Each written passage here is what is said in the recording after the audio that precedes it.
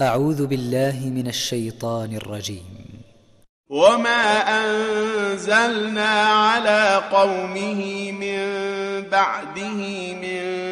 جند من السماء وما كنا منزلين إن كانت إلا صيحة واحدة فإذا هم خامدون يا حسرة على العباد ما يأتيهم من رسول إلا كانوا به يستهزئون ألم يروا كم أهلكنا قبلهم من القرون